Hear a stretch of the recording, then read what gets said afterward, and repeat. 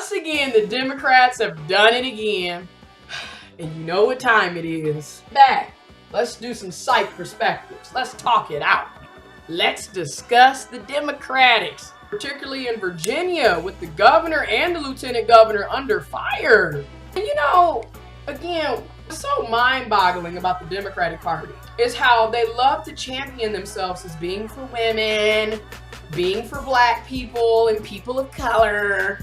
But time and time again, what's done in the dark is exposed. What I mean by that is, time and time again, their racist and sexist undertones are shown. And this is why it is imperative to be independent, in my opinion, and to not fall into this two-party political stranglehold that we've got going on in the United States of America and American politics. So let's talk about Virginia governor. I mean, just so much is happening.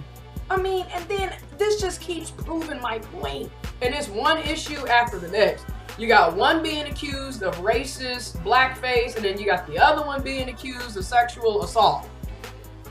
And these are two problems that the Democratic Party likes to champion itself on. You know, they're against sexual abuse, sexual harassment, sexual assault. They're pro-women, they're pro-feminist, they're pro-people of color, they're pro-black folks, they're anti-racist. Oftentimes you will hear the Democratic Party calling itself the Big Tent Party. The Big Tent, because we're supposed to be able to hold everybody. But if you really sit down and think about it, which I will do a video on this later, that in theory it makes sense, but in reality it doesn't make much logical sense in reality. Because I don't want to be in a party with someone who is a racist. And what you're saying a lot of times with the Democratic Party is racists and non-racists can be together under the big tent. That doesn't make any real logical sense. But anyways, let's really sit down and talk about it. Ralph Northam won't resign, okay, as Virginia's governor over blackface scandal. The cascading blackface and sexual assault scandals rolling Virginia politics explained. Brought to me by Box.com. Links are always going to be in the description box if you care to check it out. And of course, I'm going to get a picture so we can have a nice thumbnail. Okay, so let's go. The crisis in Virginia state politics hasn't subsided, but Democratic Governor Ralph Northam won't be stepping down. Northam has been under pressure to resign after photos from his 1984 medical school yearbook surfaced, showing people in blackface and KKK robes. The Ku Klux Klan.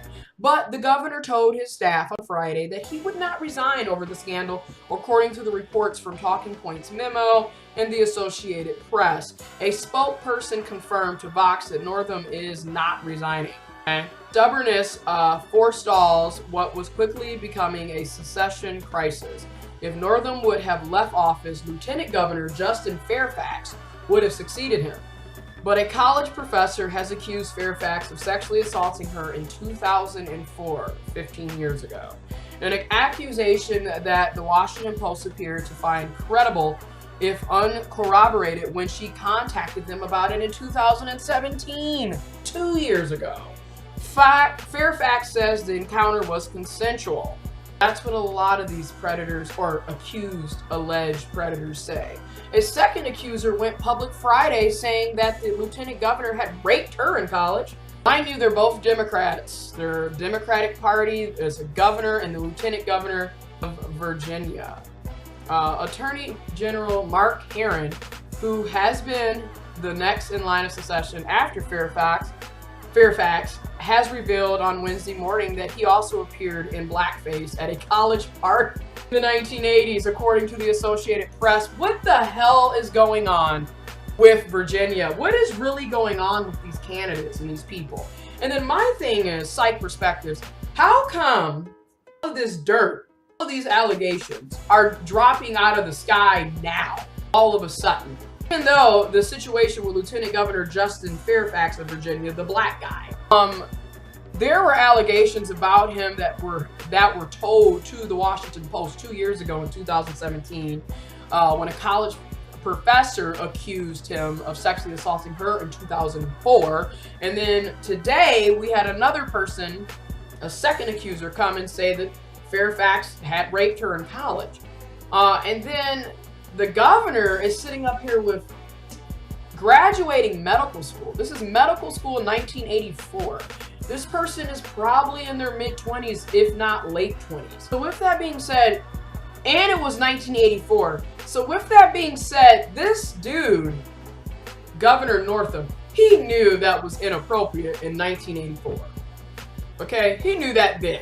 All right, let's get that straight. He knew he was wrong and that was racist and that was jacked up to be doing. Okay, but here's the thing, and this is what's about to might drop bombs on folks. Racism is not illegal. You guys do realize that. Being a racist is not illegal, right? And racism is not legal. It might not be nice, it might be rude, it might be discrimination and harassment and possible death. Having these closed-minded beliefs and thoughts about people based off race, it's not illegal. Him being in a picture 5 years ago, 1984, being in a picture 35 years ago, showing people in blackface and the Ku Klux Klan robe, and of course he doesn't know which one he was, which one he was. Anyways, legal. It makes him a hypocrite, because how the hell are you running as a Democratic Party? Then again, he's in Virginia.